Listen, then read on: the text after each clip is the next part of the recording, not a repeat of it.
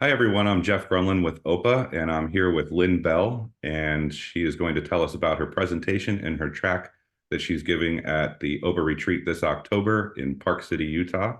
Lynn, nice to have you here. Thank you, Geoff. Thanks for taking the time to do this with me, and I appreciate it. Of course. I'm very excited about coming to the OPA retreat, and I've been to Utah a little tiny bit, not to Park City, but it's so beautiful. And it's a great time of year to be there. Indeed. Yeah, foliage. It's going to be stunning. Mhm. So, can you tell So, us a little bit about your track and your presentation? yeah, my track is called Untangling the Roots, Family Patterns in the Birth Chart. And most people here know that I do a lot of work on families. I wrote a book called Planetary Threads in 1999 that was republished in 2014. And every person's story is different. The way that the people we're connected to in this life are very strongly described in our birth charts. They're very strongly evoked. And a lot of our path in life has to do with, in a way, untangling what belongs to us and what belongs to those things that come behind us, underneath us, what we're carrying, how we correct. I don't know if you've noticed anything like that in your own life, Geoff. I have, absolutely. I mean, not just with my family, my father and my son and I all share an exact degree of cancer. With my father and I had the exact Hmm. Cancer moon, and my son has Saturn there. So the dynamics are really fascinating. And of course, with my clients as well. Yeah, Right. And the thing is we notice it technically, but the question is, what does this mean? And right. it's almost like it's pointing us to something. And I think when we do this work, and we're not just identifying a degree, we're talking about, well, what is this pattern about? Saturn connections, for example, in families are very, very common. Hmm. And they're not always comfortable. It's great if someone is acting as Saturn for you when you're vulnerable and you need help, but at another stage in life that might not feel so comfortable. Right. There's Yeah. this, and Saturn, of course, has a lot to do with the um long-term issues, which things that we work for years and years to understand or to complete, things that are missing in our pattern. And so if one person has personal planets, another has Saturn, there's always a story there of some kind. Yeah. And it's not necessarily comfortable. But what is it we're being asked to do to honor that connection? And then I look at this not just in terms of the family but also working back and connecting to ancestral patterns. Hmm. And very often we have a healing task of some kind in our family. And when I did a workshop on a similar theme for OPA online some years ago during the lockdown. Hmm. And it was so wonderful to work with people because people would find recognition in each other's stories. And when you're in a small group, everyone is there to take in, to listen, to share, to be present. And, we love Zoom. We were so happy that it exists. It's really changed everything Yeah, in this work. But this opportunity to come together and to spend time and physical presence is just fantastic. I agree. Yeah, that's something that's really I'm looking forward to the most about it. And just, the difference in an OPA retreat compared to a typical conference is instead of conference room, lecture, these tracks are very intimate, 6 to 9 people max, and you really quickly get to know one another well, and you just connect and you learn together, and that camaraderie and intimate, experience in person is really, really special. So I'm looking forward to the retreat, and your track sounds really, really fascinating, and indeed something Yeah. worth taking at the conference. Right. And when you do, and the other thing is that when you do this work on an individual level, which I do with families, it really, you do sessions over time, you prepare things, it's a huge investment. And I was recently working with someone and all of her children and grandchildren's chart and looking at things that are working through, let's say. Yeah, yeah, It's a very, very complex situation. And but when you can do this in a small group, each person there mirrors something for you, and you have this, it's almost as though other people's understanding, it's not just me, it's part of the process. yeah, And sure. some of the themes I've listed around the track are that will look at patterns around success and failure in families.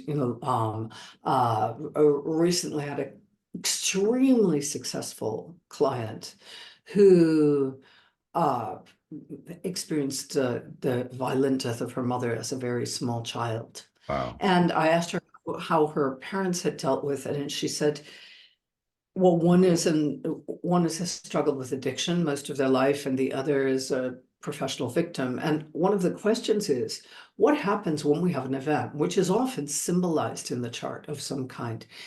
And how does that event resonate? What do we do with it? How does our consciousness how does our consciousness work with that event? Um, Go back to it.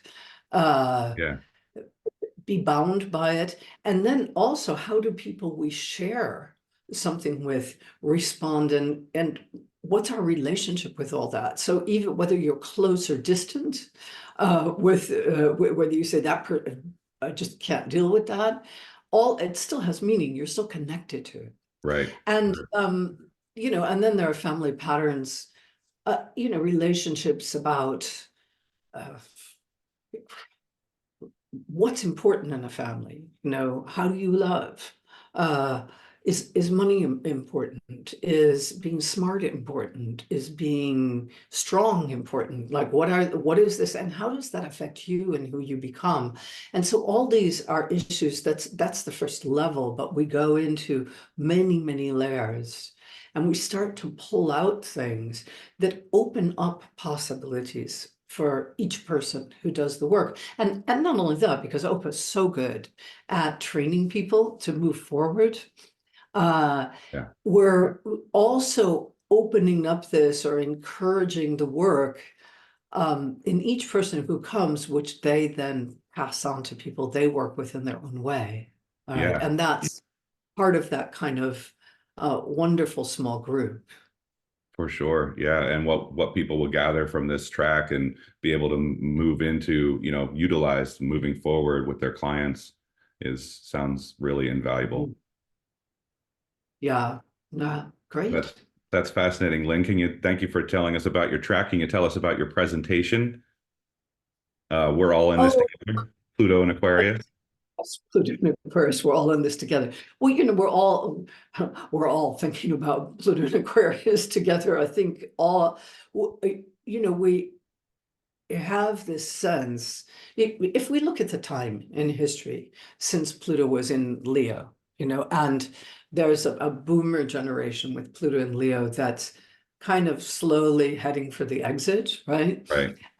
And how how it shifts. I think it's so important because we're working on an axis of I'm at the center, or how do we create a new center? Mm, How do we gather together to um, find a world that works for everyone in it, and not just certain successful, powerful, charismatic individuals, right, right. and that of course is a first way in. But I mean, I've already heard and given some lectures on Pluto and Aquarius, and of course there are many possible scenarios. And what I'm interested in this talk, I'll be thinking about this in the months leading up Sure, of to our course. retreat, because you're constantly thinking about these sign changes. And I'm looking for things in the collective all the time to give us some clues of what's happening. Mm. Yeah. Excellent. Yeah, of course, there's still plenty of time for you to put together this talk, and there's plenty to Sure. talk about when it comes to Pluto and Aquarius. Sure.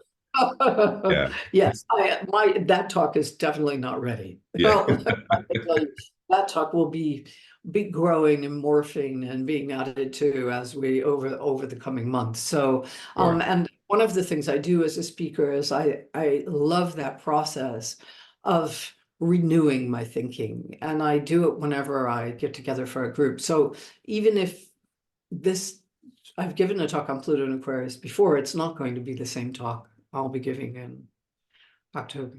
Yeah, yeah, great. Okay, well, I presume it's going to be fantastic. You're an amazing astrologer. And how long have you been an astrologer, Lynn? Oh, over 4 decades, I Yeah, mean, it's getting embarrassing to say how long I've been an astrologer. you're going to start But saying it. You've only been doing it for 30 years, just so it doesn't. yeah, right. Well, there's a certain point you have to up it, like to Yeah, kind of, and some of us entered into astrology very young, and I was one of those people. And I spent I've often mentioned that I got interested in astrology through the horoscopes in the paper, and spent my allowance on these things that came out of gumball machines with my monthly astrology report, when I was wow. 12. Yeah, So, it's been with me for I wouldn't have called myself an astrologer then, but it's been with me for a long time. yeah. Well, so speaking of Right. roots, right? Those are your roots. Gumball machines. Yes. Great. Right. That's right. Yes. Yeah, Back to my roots. So even if I France now, where those things, I don't know if they ever existed here. That it wasn't right. wasn't part of. So it's still there. I can still see it today. Yeah, Right. that's Mm. awesome. That's awesome. And what type of astrology do you study or practice? Well, I'm a psychological astrologer, and I'm a modern 20th century astrologer, Yeah. and I've incorporated ideas from Hellenistic astrology. I'm very interested in the planetary joys. I've actually been reflecting on them since the early 90s, and so I'm not.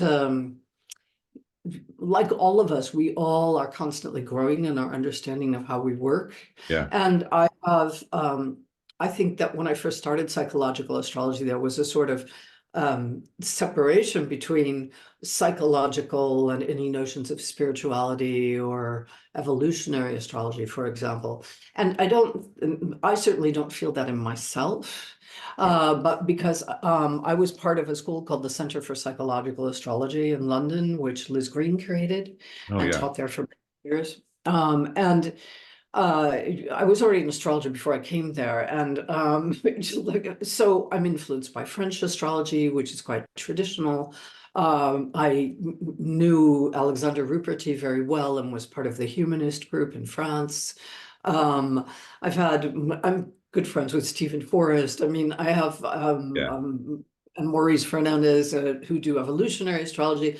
So for me, astrology isn't limited. I do this kind, right? Yeah. Like it is. Astrology is this very um, astrology opens our understanding into many different layers of the human being. And I'm interested in the psychological processes. And although I don't have an official degree as a therapist, I Sure. have a lot of training in different techniques, let's say, and that have always been part of my work. All right, always part, like how can we use astrology to move a person forward in their own relationship to self. Yeah. I'd say Beautiful. that's astrology I do. Well, beautifully stated. Thank you. Indeed, it is. I don't know too many astrologers who stick very rigidly to They one don't. style or one technique. So No. yeah, Mm. thank you for sharing your breadth of influences, if you will. Sure. One final question I have for you, Lynn. What is the level of astrologers that should be signing up for your track? Is it open to anyone, more or less? Well, I've said intermediate advanced because I think what we're looking at is some complex patterning. So if you only know signs and a few planets, Mhm. this might be really over your head. And Okay. unless you're totally passionate about this subject and have researched the subject, in Yeah. which case astrology will be an incredible additional tool because I'm I'm, although we will be looking at technique, technique isn't the fundamental part of this. It's really the content and really the human content that's most important and what we all connect to during the retreat. Excellent. Yes, During the thank trial. you. Well, it's good to know for sure. Um, Right. well, Lynn, thank you very much for explaining and describing everything for us and giving a nice thorough background of yourself and the track that you're giving. Um, I'd like to share with everyone a little bit more about the retreat. Um, Again, it's this October in Park City, Utah. And as Lynn said, it's a beautiful setting. It's in the mountains, it's adjacent to a nature preserve. It's going to be October, so the foliage is bound to be beautiful.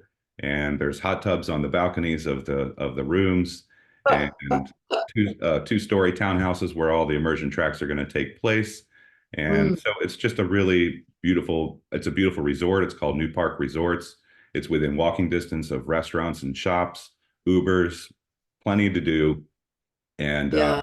yoga every morning, stargazing with Gemini Brett, and just a really, really beautiful, intimate experience. On Wednesday, we're going to have our meet and greet reception. Thursday, we'll wake up, do yoga if you want to, breakfast on your own, and then 5 presentations, of which yours, I think you're first, Lynn, that Oh, am I morning. first? Yep, I think True. so. Where to And then start? a True for keynote with breakfast. yeah, yeah, yeah. Um, and then a keynote by Sam Reynolds, and then a catered banquet dinner Thursday night.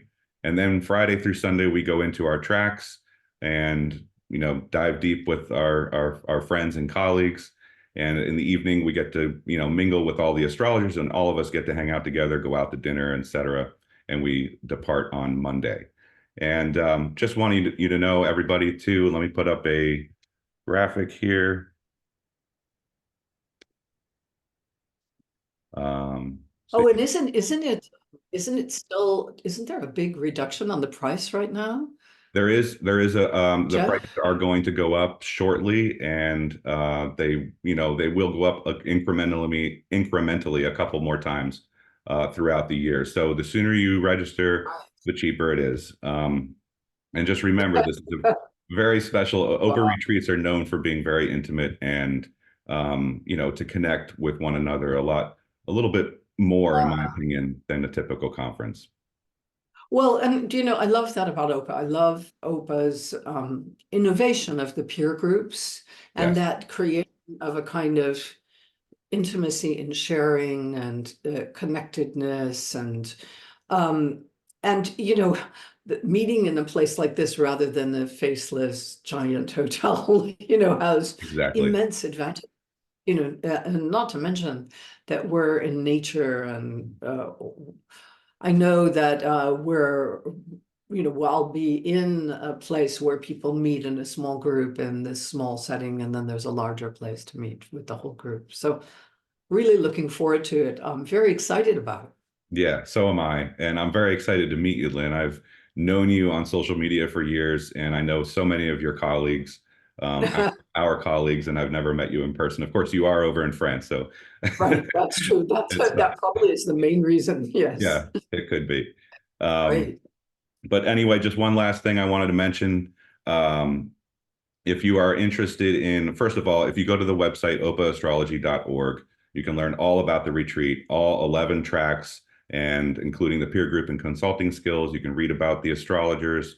And of course, if you're interested in sharing a room with anyone, you can contact Angelina from the website. Her email address is there. So I think that about covers what I wanted to talk about. And I think I think we're good, Lynn. Thank you very much for being with me today. It's going to be wonderful. A lot of my friends are coming here on on this. I know a lot of the people who are coming, and I'm really looking forward to seeing everyone and to meeting the other people who I don't know yet, who are going to be drawn to this conference because we know how that works. Absolutely. Yeah, indeed. It's going to be super special. OPA retreats always are, and this one will be no different. Okay, great. Thank you, Thank Jeff. you, Lynn.